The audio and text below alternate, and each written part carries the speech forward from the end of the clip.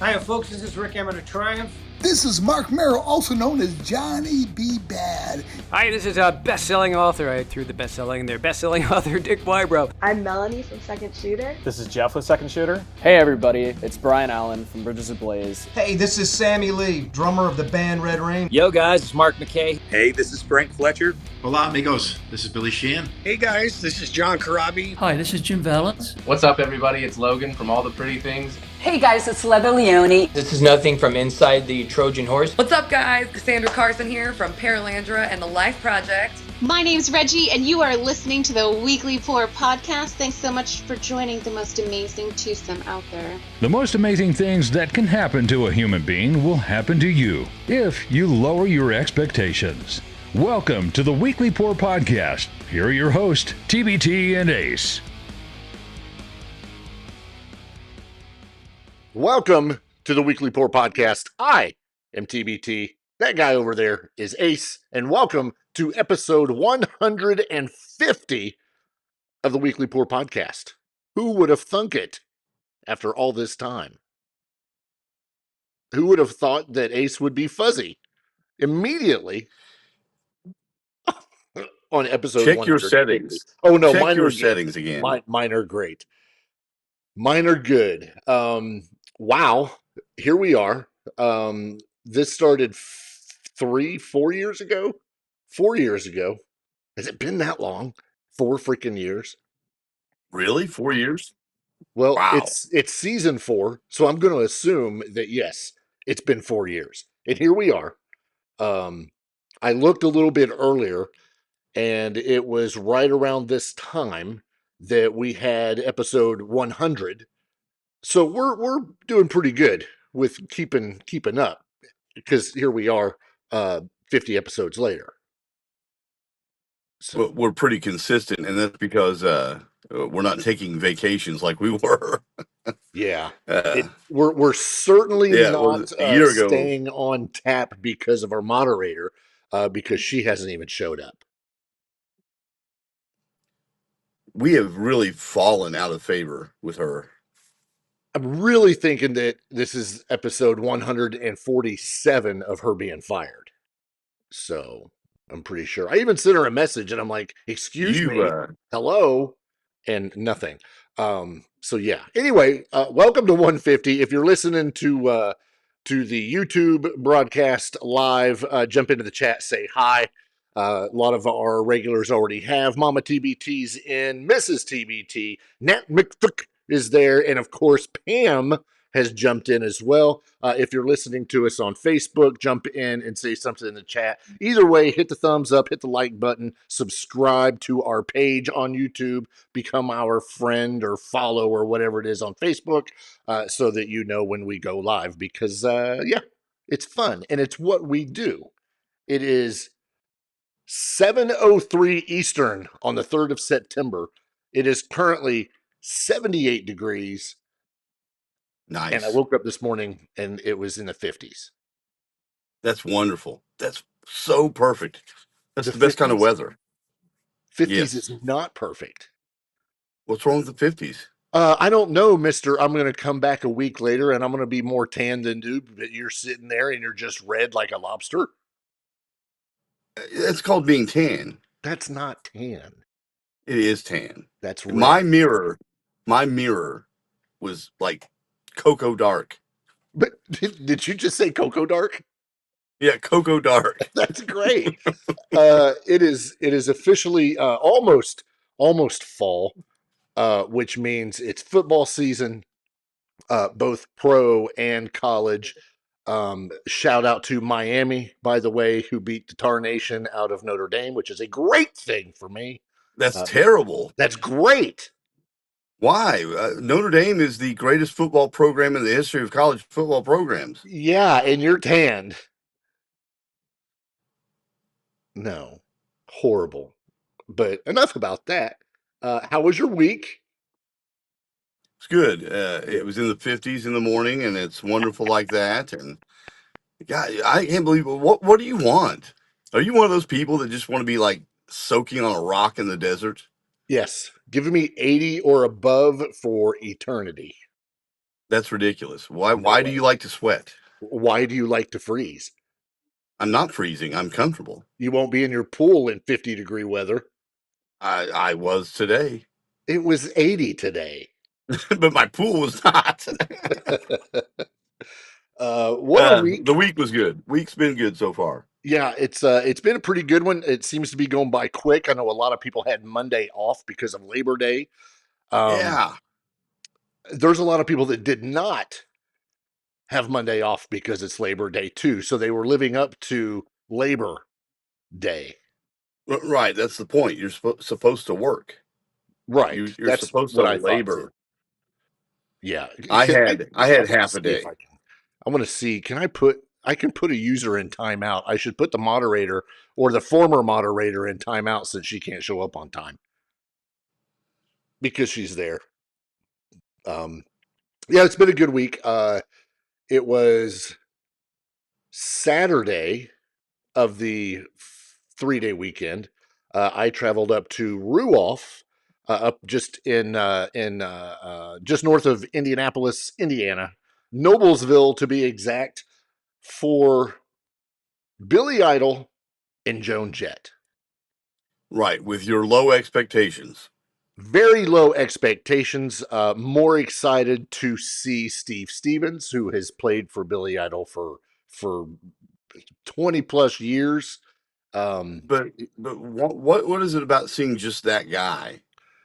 Because I'm as you know, a fan of guitarists and guitar work, and listening to the stuff that he's done over the course of the last 25, 30 years, I wanted to see Steve Stevens. He's always put on a great show, whether he's with somebody or doing solo.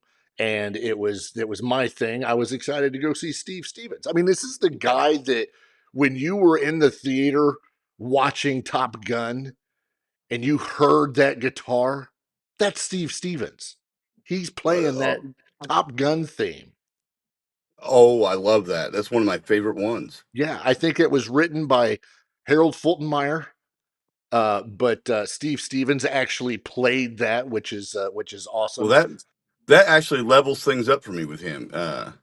If you have listened to Vince Neil's Exposed solo album, Steve Stevens was the guitarist for that. Right, he was on that. He's done a number of things with Michael Jackson. It's just he's an incredible guitar player. I don't think in some areas he's underrated, because he's not in that, big band thing or whatever, but he's done so much. Well, there's a lot of people that respect him and Billy Duffy, right, of the Cult, and there was always for a while there was always that artist like Billy Idol or Ian Astbury that you had your guy, and your guy was Steve Stevens, or your guy was Billy Duffy. That was your guitar player, right, and your collaborator. They were more than that. They were your collaborator, and it became just you couldn't put out a record without that guy, because that's your guitar player, and he became synonymous with that in that little group for a little while there. There was 3 or 4 of them like that, and he was one of them, and you had to have him, and we weren't putting a record out without Steve, and so I respect him as well. I was just curious because you kept talking about going to see just him as if he was in like there by himself, and it just made me curious. Well, the funny thing is, this show could have been billed as Billy. I mean, it kind of was. You could just do Billy Idol with Steve Stevens, because Steve Stevens got the opportunity to probably do 3, maybe 4, at least 3 solos that I know of. And I'm not talking solos in the middle of the song. I'm talking just, everything's quiet, no drums, no bass, no singer, and it's just him playing the guitar. So it became a showcase. It really did. And probably a deserved showcase. Plus, it gives Billy a break, right? Yeah. Not that he needed it, and I'll get into that in a minute, but yeah, Steve Stevens was amazing. For those that don't know, the other guitarist and backing vocals is Billy Morrison. Billy Morrison is the guy that he was best friends with Ozzy, and actually worked with Ozzy on that song, Cocaine. What was it called? Crack Cocaine, or Yeah, right. Just not very long ago, right?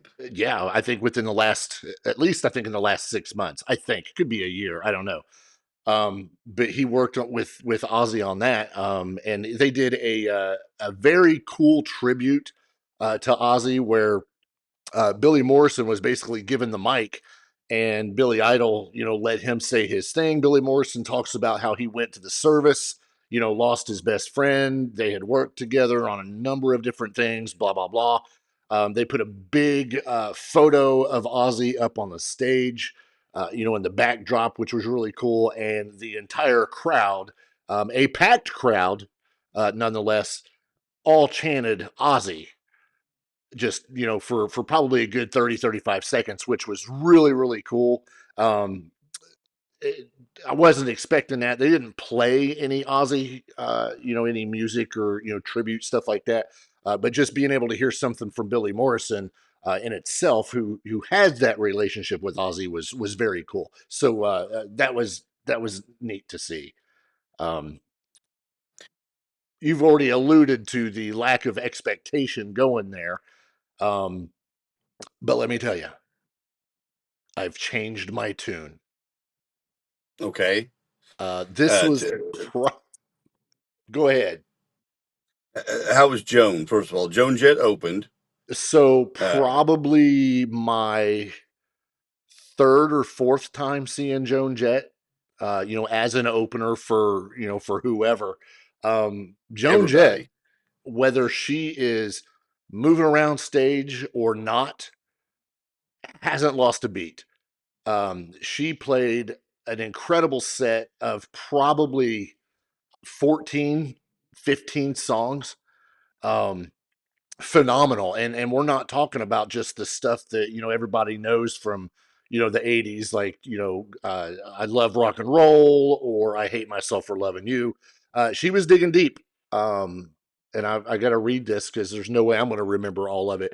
But we're talking Cherry Bomb, of course, which was a Runaways hit, you know. Right. She made that her own. Yeah.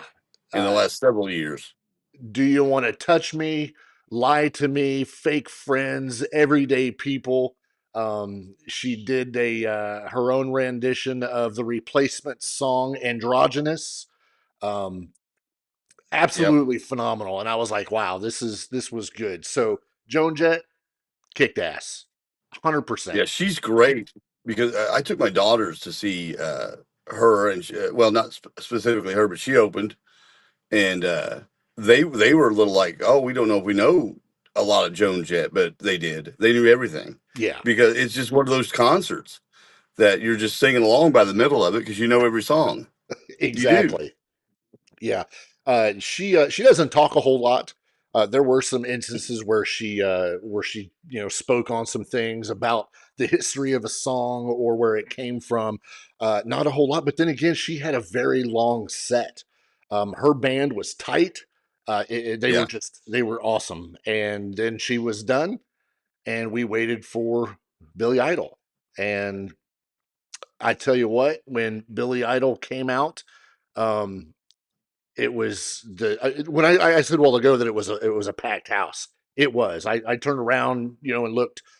This is one of those places, if you've never been, it's got the lawn. The lawn was full. The stands were full. It was a packed house. Billy Idol came out. I think I looked the other day, and I want to say he's 60, 66, 67, 68, somewhere around there. With the amount of energy that is brought by his band, Billy Idol sounded amazing. Again, he's not running around on stage like crazy. I will say he did run a few times, probably get away from Steve Stevens or something. I don't know. But he played an incredible set, and it was all of the stuff you would have expected: Cradle of Love, Flesh for Fantasy. He did 77 without Avril Lavigne. He actually said, I did this song with Avril, but she's not here, blah, blah, blah. Moni Moni, Blue Highway, Rebel Yell, People I Love, Hot in the City. He ended his set with asking the crowd what one song he hadn't played yet. Everybody knew, so he finished the night with White Wedding. His Nice. backdrop, the graphics that he had were phenomenal. It was very 3D-ish, like a city psychedelic stuff, a city. Right. It is incredible. Yeah, you sent me some video, and that's what caught my eye. Right. Was the backdrop and then how they were spaced on stage, the players, and it looked a lot different, almost like they were part of the backdrop. Yeah, like they were coming out of it is what it looked like to me, and so I could tell it was really cool just from the video you sent me. Yeah, and a lot of bands will just have the tapestry, that's got their Right. name, Striper, Steel Panther, whatever. Yeah, no. Homeboy had it made. Whatever money he didn't spend on pyro was used on the video for that backdrop because it was amazing. And his backup singers, I don't remember their names. Two beautiful women that he had as backup singers, and he would go up and sing with them. And there was at one point in the show, I don't remember what song it was, but one of his backup singers came down and basically sang with him. And the place was just going crazy because she was hitting some notes that would put like Adele to shame. It was absolutely incredible. Yeah, I mean, I lost my train of thought there, but oh, did he play anything new? He's got the new record out. He did. Again, I'm looking at the list. He played one or two. I'm not seeing it right now, but there was one or two that were somewhat new. I'm going to say somewhat new. They weren't. I don't think they were off the newest album. And you say you were saying it was packed, which is nice to hear, because I think that this has been growing a bit because he's not toured a lot in the last handful of years, I don't think, but just a few years ago, like maybe a year and a half, he was coming around maybe to the smaller theaters. Yeah. I think he might have been at Brownstown. I think he was a few Or not years Brownstown, ago. but Brown County, I mean. Yeah. And that's a smaller theater, but now we're into amphitheaters. And as you know, Ruoff holds about 20,000 people. So if it's close to capacity, he's drawn quite a crowd there. For sure. And here's the thing about that. I wouldn't be surprised if he could move to a stadium tour with somebody. I mean, we'll throw it out there because we talk about it almost every week. You think about that Poison tour. That Poison tour that's supposed to take place next year. That's going to be in stadiums. I would almost guarantee that would be a stadium tour. He could easily, it will be easily fit onto that bill. And still do the same show with the same set list, basically. I don't know that they would even cut him on a lot of time. Wouldn't have to. Because you wouldn't have to. It's nice to see that the crowd came out not just for him, but I was a little concerned that maybe the crowds were waning a bit because a friend of ours, a mutual friend, went to see, it was Volbeat and Hailstorm just 2 weeks prior, week and a half. It's almost empty. The place is almost empty, and I couldn't believe it. I sent you video of that. I have something to say about that, though.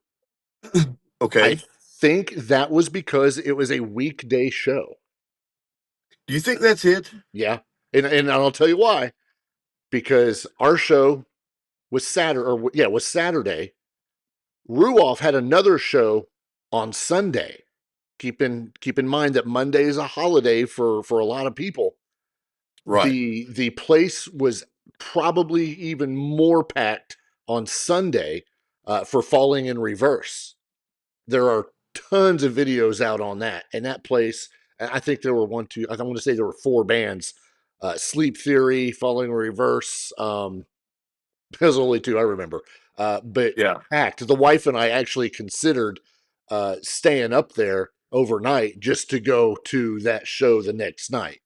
But our dogs and the fact that we drove everybody else up there kind of nixed that idea. I don't know a lot about Falling in Reverse, and maybe I should pay attention, but the little controversy they had a few years ago with canceling the show because they didn't have their computers, their laptops, if you recall that story, Right. that hasn't hurt them a bit No. because I see them everywhere. I just don't know their music. You should listen to it. Well, I feel like I have to now. I Yeah, know it's I'm a catchy. There's melodic, catchy stuff I've heard bits and pieces of. yeah. There's a lot of stuff. I wasn't into them for till probably about 2 years ago. And really started getting into them. I was like, man, these guys are good. And then, of course, if you know anything about them, then you have to know about Ronnie Radke, their lead singer, and then you got to read on his history and all that. And it's like, good grief, it's a Well, there was another controversy. Just I don't recall it, but just a couple weeks ago, right? Uh, maybe that that's what brought him back to my purview again. Was there was some controversy with him, but yeah, back to the weekday show that you mentioned with Hailstorm.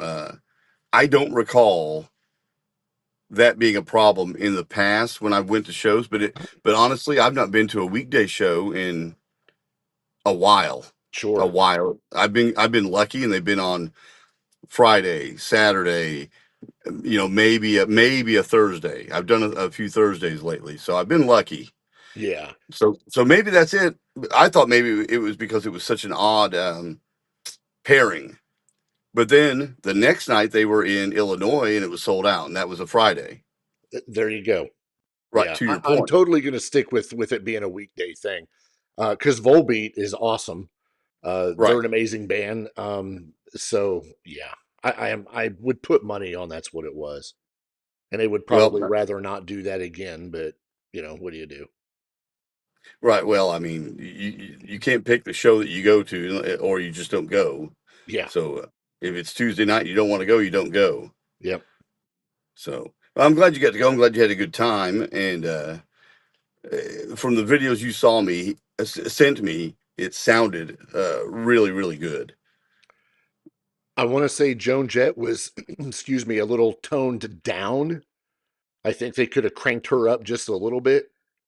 Billy Idol, perfect, on the money, on the money. Well, they do that with the opening act, but a lot of times because they want that headliner to sound big and brash.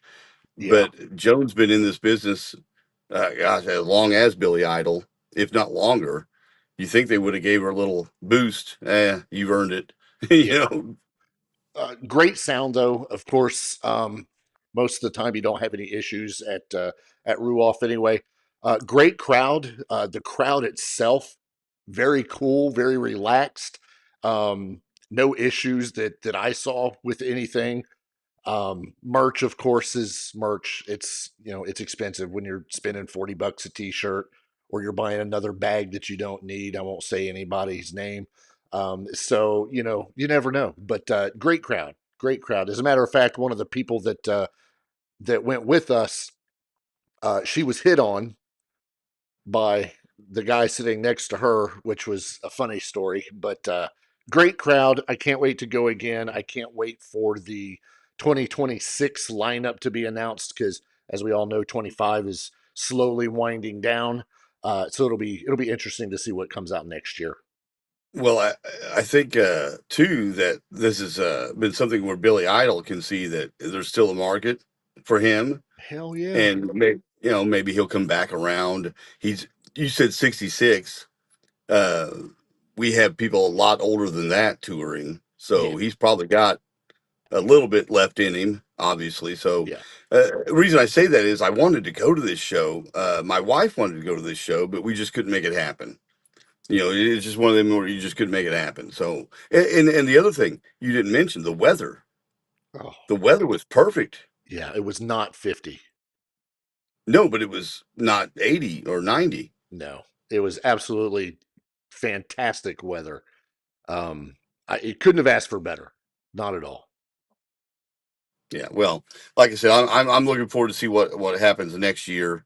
I don't know of anything I want to see currently that's coming up to wind out the year. So we'll see what happens next year. Yeah, looking forward to it. Speaking of that, there are some bands and some members of bands that are starting to do some stuff together. We just got word a couple days ago that Tesla bassist and founding member Brian Wheat has teamed up with the original Tesla guitarist Tommy Skeoch in a new band that they are calling Terminal. Very cool, to have two members of Tesla. However, it gets a little bit more interesting when joining those two are former Wasp guitarist Chris Holmes and original Saliva vocalist Josie Scott. Now, Brian Wheat says he is not leaving Tesla. He's just starting another band with his old friend. Also, he says to look for him and Alex in Violent Breed and a lot of new exciting Tesla stuff coming in the works. The cool thing about this is, for me, the way I'm looking at this, Chris Holmes, number one. Holy crap. Exactly. And I love Saliva when Josie Scott was the singer. So this has got supergroup potential, I think. Well, and Tommy Skeoch is just a phenomenal guitar player. The 3 or 4 records that he was in with Tesla are their best records. What did I call him? Did I say Sketch? It looks like Skeoch. I think that's what I said. I knew what I meant. I believe it's Skeoch. I think it's Scotch. But he's a great guitar player, and he's been he's had a side band or so here and there, but he's been pretty off the grid for a while now. So that's cool to see him back. Holmes has been busy. Very busy. What was his collaboration just recently with? Who's it with? They just put out a record. It's going to drive me crazy. But yeah, he's collaborating with another performer that we both know. I just can't think of it right now. Is that Mean Man? He's also had a documentary. Excuse me? Is that Mean Man? That's the name of his band. Yeah. Yeah, because that's his nickname. Yeah. He had a documentary not that long ago about his career and his throat cancer, and was recovering from it.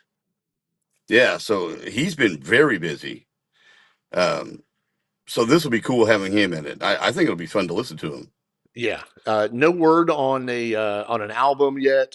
No news on a tour, nothing like that. But this is definitely something to keep on our radar as time goes by. So it's just, to me, that's just an eclectic matchup of people and personalities.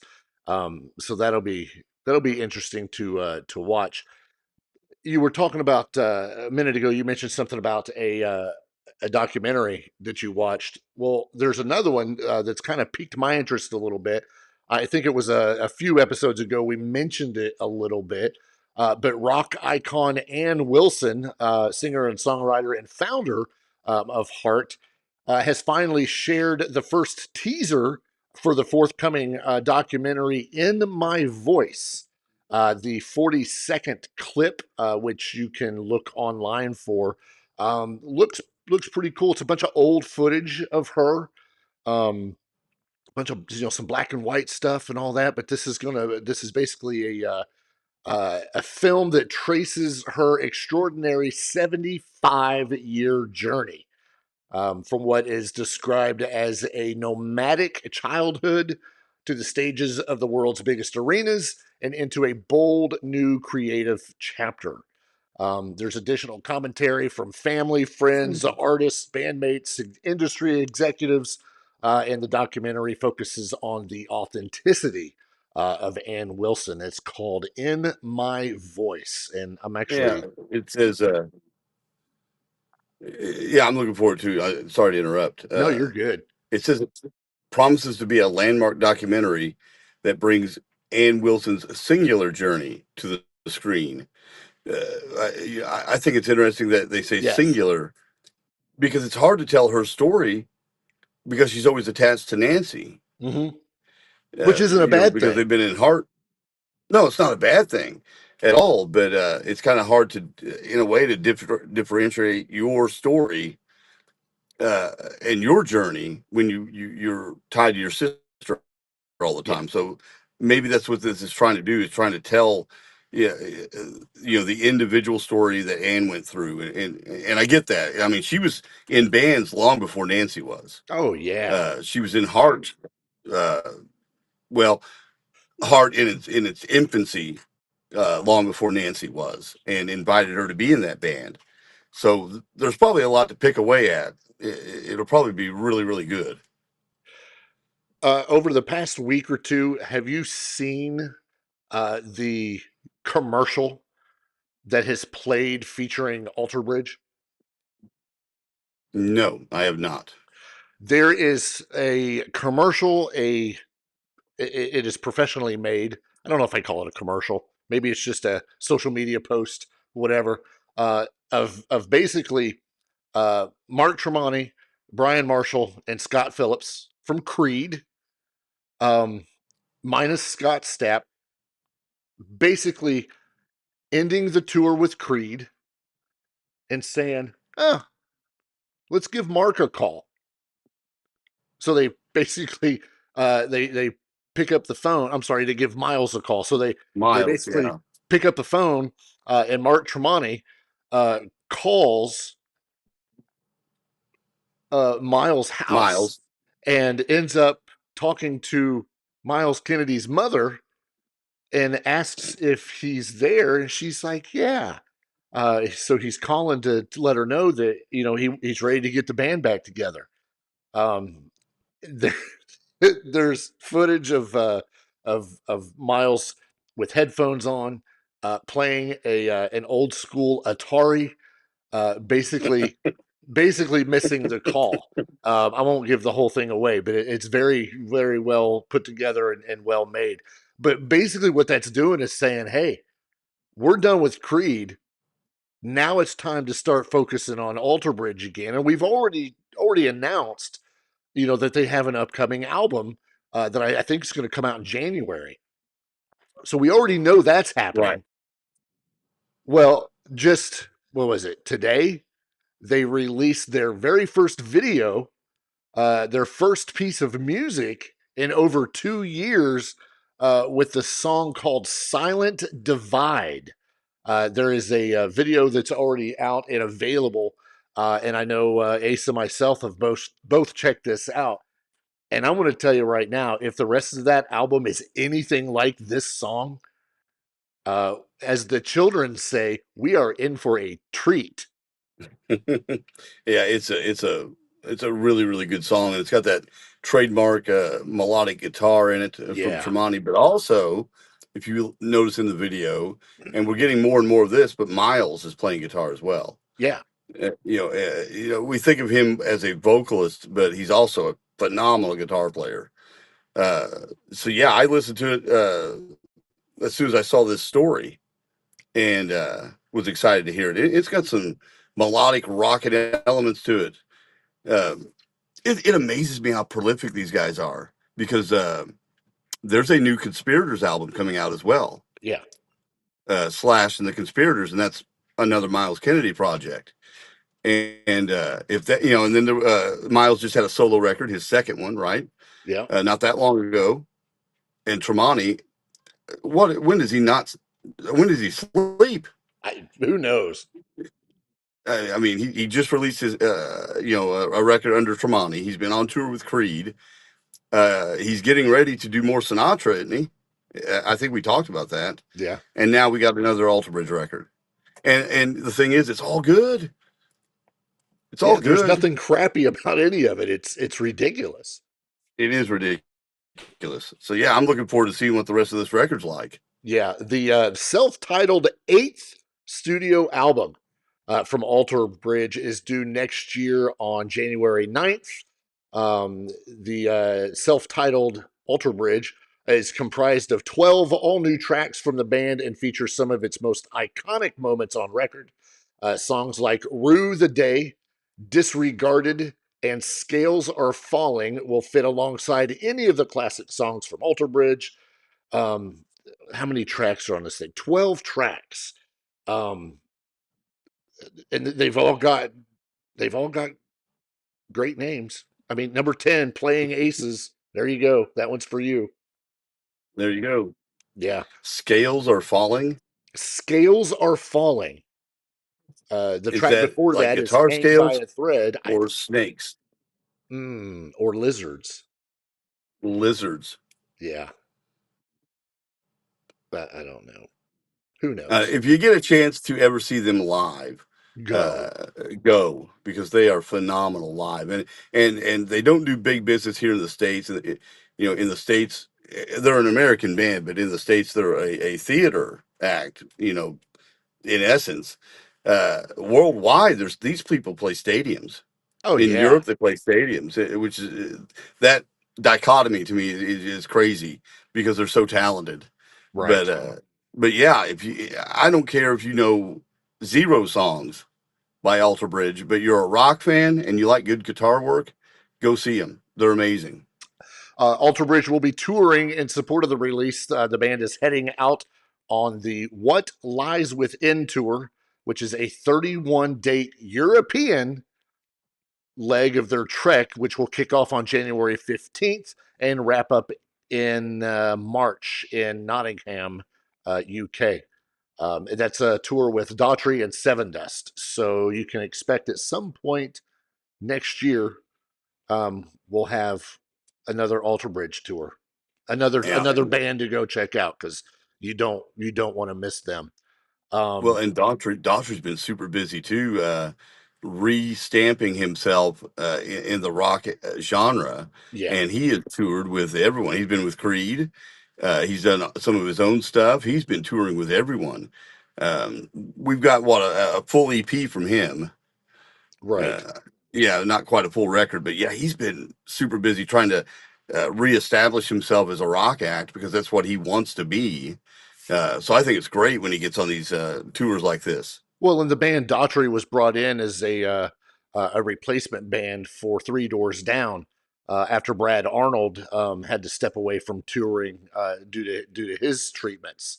And from everything I've seen, read, heard, they've been well welcomed because he is trying to, I guess, step away so much from the poppiness and just sticking straight up rock. Well, that's what's so weird about his career because he comes out with that first record and it just blows you away. Yeah, because how great those songs are and they rock, and then it just starts slowly drifting into that not just pop rock, but straight up pop music. And he admits, I think he talked about that in interviews where he was listening to the wrong people. And I think that's what they'll do. The music industry, they'll guide you that way. They always want whatever you can get on a chart, whatever can get on the radio, and it's going to be pop every time. Yeah. Speaking of new music, as we mentioned with Alter Bridge, our friend and former Motley Crue and current Dead Daisies frontman John Corabi, who already has 2 standalone solo singles in the last the last 4 years, shared a new video message just the other day offering an update on the recording sessions for his upcoming solo album, which right now is tentatively due out in 2026 sometime. As transcribed by our friends over at Blabbermouth, John Corabi says, "I'm getting back in the studio and finishing up, finally, a solo record I've been talking about doing forever." He says, "I kind of took a little bit of a break because I didn't understand all the streaming." He's talking about Spotify and iHeartRadio, stuff like that. But he did release the 2 singles, and now the rest of the record is almost finished. He signed with Frontiers, right? That's what it is. Frontiers Records. Yeah, Frontiers record out of Australia, I think. Yeah. So he will give us more updates later on as time goes by, but he's pretty excited. saying that they've got like a bunch of killer songs and calls it eclectic because he grew up in an era when there were no labels on anything. So it wasn't unusual for a guy like John Corabi to go see Sabbath on a Wednesday, where there was plenty of room. Right. And then James Taylor on Friday, Yes on Saturday, and then over to Grand Funk Railroad on Sunday. So he basically says they're all over the place. And that's what he's looking for. That's what he wants, is that eclectic album. So he says that hopefully you guys will dig this stuff. It's a little bit of everything. It's all the stuff I grew up listening to. And he's really, really proud of the stuff that they've been putting together. And he says it's going to be awesome. And if it's coming from Corabi, it's going to be awesome. It's going to be awesome. And that makes me think, Mellencamp has talked about this, where when he grew up, Who? John Mellencamp, where I don't know him. The radio would play anything. Yeah. As far, so you got a lot of influence from, it might be James Brown, then it might be, Yes, like you said, it was just so many different things on the radio. And a lot of times that's pretty cool because you're getting exposed to so many things. Well, but yeah. And that was radio before you had pop radio, rock radio, country radio. Right. It was just radio. It was just radio. And there also, do you recall our interview with Corabi? Mm-hmm. And he was talking about all the music he was working on and he was taking classes for Pro Tools. Yeah. So he could record his own music. And I bet that's what we're getting ready to hear, because it's taken that long. Plus he had the pause in there with the Dead Daisies. A couple of things he did with them, which were phenomenal. Yeah. I bet this is a long culmination of this journey that we're getting ready to hear, because he was working on this. I know he was when we talked to him. Yeah. I still absolutely love his Unplugged album that he put out in 2012. Yes. Still probably top 10 of my all-time albums. I just, for some, Oh, wow. of course that fluctuates, monthly. But it's good. It's just straight to the point, just a cool record. So I can't wait for this. This should be pretty good. Yeah, and he still gets people coming up to him and telling him how great the Motley Crue record is, which it is great. And it was great when it came out, just people didn't realize it. So. Yeah. It'll be good. We basically have a couple stories left. One of which I think we're going to save to last, because there's a lot that can be said about the story. Hopefully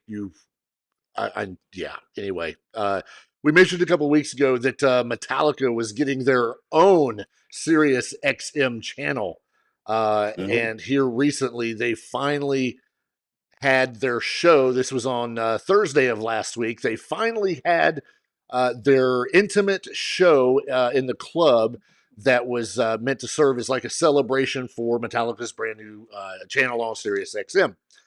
It is called Maximum Metallica, and it launched. When did it launch? Today? Yesterday? The first? Probably. I don't remember. Probably the first. Yeah, that is channel 42 on your Sirius XM knob or button or whatever. Lots of celebrities and all showed up for this. This club holds traditionally 250 people. So very intimate. But if you're Metallica, you get to perform on an outdoor stage and double the capacity to 500. And that's what they had in attendance, 500 people. If you think about the crowds that go to a Metallica concert, this is intimate. Right. They played a 13-song set that did include a tribute to Ozzy by Kirk Hammett and Robert Trujillo. Lots of celebrities were in attendance. Paul McCartney, Howard Stern, Jose Mangan was there.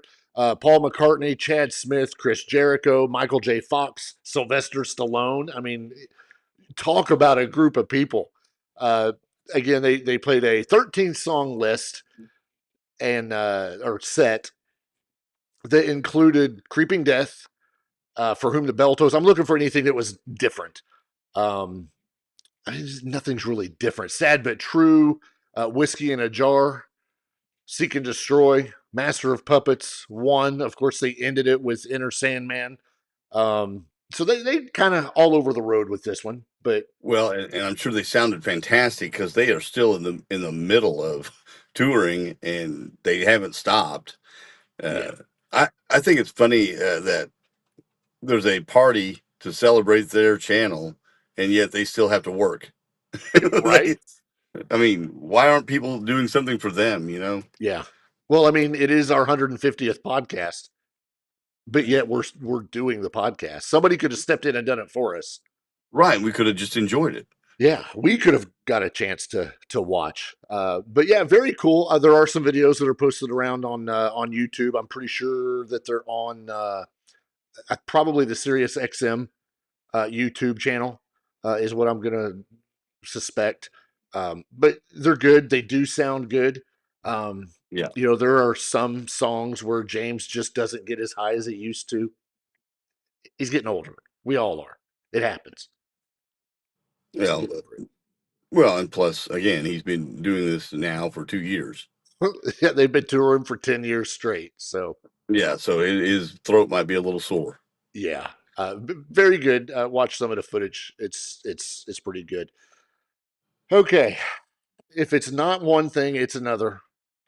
I think last week we talked about the issues that were caused by a WWE superstar who decided to talk some smack about Ozzy Osbourne while they were in England as part of her act. Yeah, that was all tongue in cheek. Sure. This next story is not so much tongue in cheek. This is just weird, I think. So 6 weeks after Ozzy Osbourne's death, Roger Waters of Pink Floyd fame has criticized the heavy metal legend for bringing hundreds of years of idiocy and nonsense into the culture, which ended up prompting a very angry reply from Jack Osbourne. So it was his turn.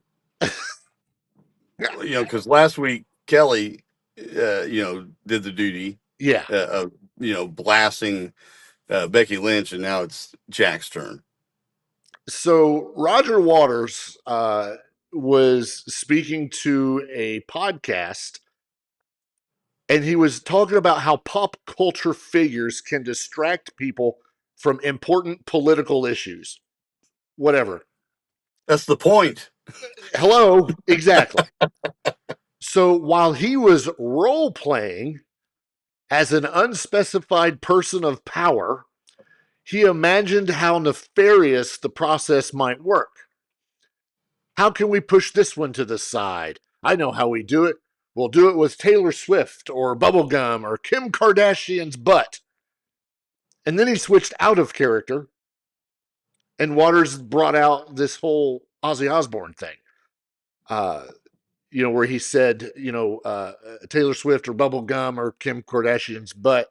And then he's out of character and says, or Ozzy Osbourne, who just died, bless him, in his whatever that state he was in his whole life. We'll never know. Although he was all over the TV for hundreds of years with his idiocy and nonsense. He didn't stop there, though. He went on to attack. He went on to attack Ozzy's music, saying the music, I have no idea. I couldn't give an F. I don't care about Black Sabbath. I never did. I have no interest in wah. And he did that while sticking his tongue out and doing an impression somewhat like Gene Simmons. And biting the heads off chickens or whatever they do. I couldn't care less. Like they did it every day. For every day. Hundreds of years. The host, I guess, informed informed him that Ozzy accidentally bit the head off of a bat, not a chicken. And the Pink Floyd legend was even more revolted, saying, "Oh, that's even worse, isn't it? I don't know. Is it worse to bite the head off a bat or a chicken?" Well, that stirred up Jack. That stirred up Jack. Ozzy Osbourne's son Jack was very displeased with Waters' comments and hit back on Instagram with a message that says, "Hey, Roger Waters, F you. How pathetic and out of touch you've become. The only way you seem to get attention these days is by vomiting out bullshit in the press. My father always thought you were a C word. Thanks for proving him right." Uh, as you said, this is the second time in a week that one of the Osbourne children have come to his defense because last week WWE Raw television show and professional wrestler Becky Lynch attacked Ozzy's hometown of Birmingham, promoting his daughter Kelly to call Becky Lynch a disrespectful dirtbag. Dirtbag. But Hey, that match is coming. let me ask you this. What's the latest out of the Pink Floyd world? Nothing. What have they done? Gosh, since that wasn't even with Waters, but they did the Invisible Bell or whatever that was. In what 92 or 91 or something. Uh, I mean, I don't know. He's not. He's not someone who's relevant in the sense that he's relevant on the rock scene currently. And I don't see the point in saying any of this. I don't see the point. Is this one of those things where this is just somebody who goes on a podcast and decides to just start rambling because they can? Right, and he's older, and I think old and cranky, and you get to rambling, and that's what you say. I mean, you just say stuff. What he said about Taylor Swift and Kim Kardashian was nothing that objectionable. I mean, that's not necessarily a personal attack. He went to another level with Ozzy, and just attacking him for really no reason. I Ozzy's not for everyone, obviously, but neither is Pink Floyd. Neither is Pink Floyd. And I'll tell you right now, I'm not a Pink Floyd fan, but I always respect what people do musically and their their history with rock and roll and that sort of thing. But stuff like this kind of hurts it, you know. And there's just no reason for it. There's just no reason to say anything about any of this. No. I mean, are you looking for attention?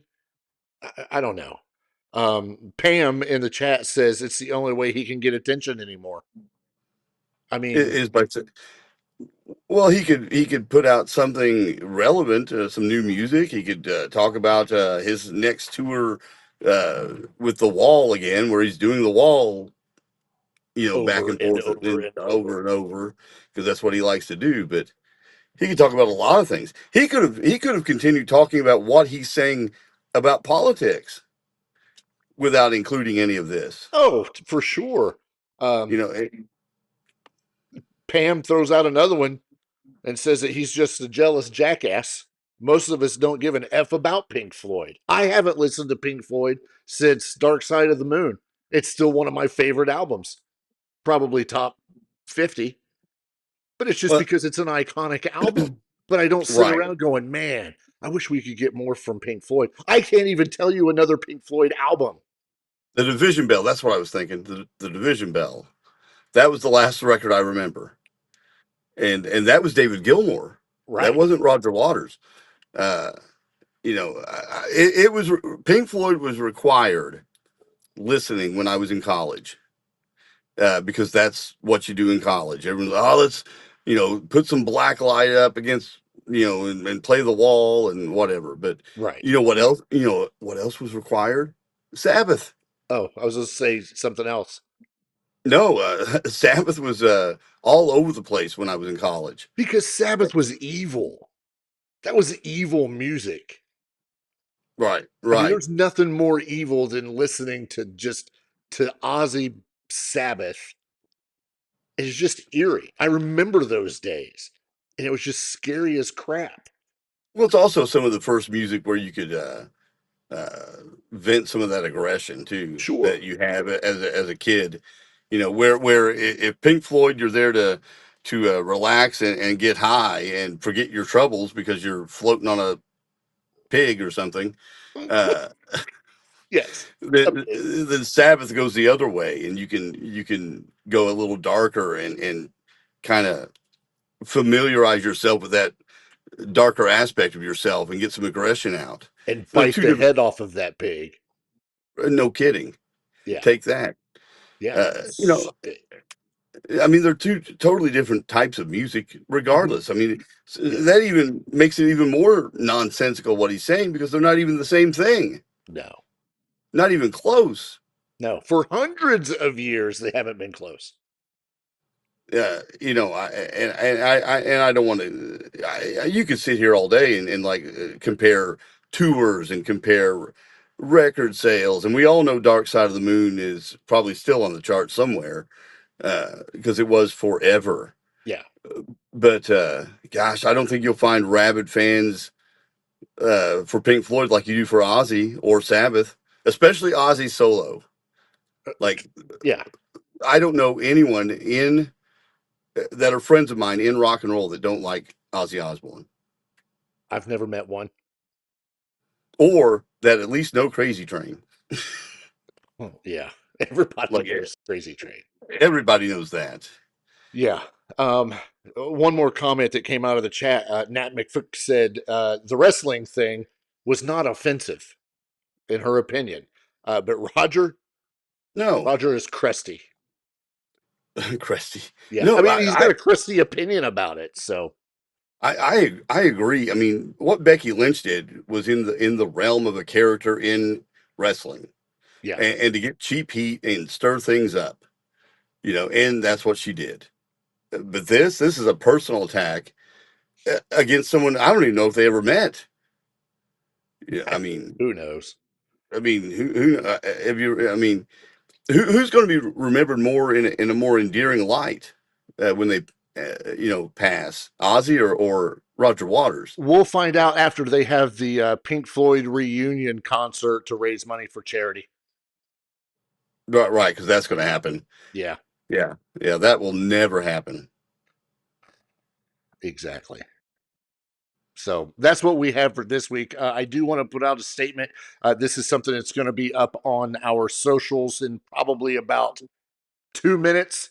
But because this is episode 150, I just want to say that when this started, it was basically just a bunch of friends with microphones and a love for rock and metal, which has turned into a milestone we couldn't be more proud of. The Weekly Pour podcast with TBT and Ace officially hit episode 150 tonight, and we couldn't have done it without all of you who either tune in, share, or crank it up every week. From breaking news and legendary interviews to the wild stories and unfiltered takes, we've poured it all out for 150 straight episodes. And the best part, contrary to popular demand, we're just getting started. So here's to louder riffs, heavier conversations, and the next 150 episodes of pure metal mayhem. We want to thank you guys for riding with us, and we'll see you next week. Cheers.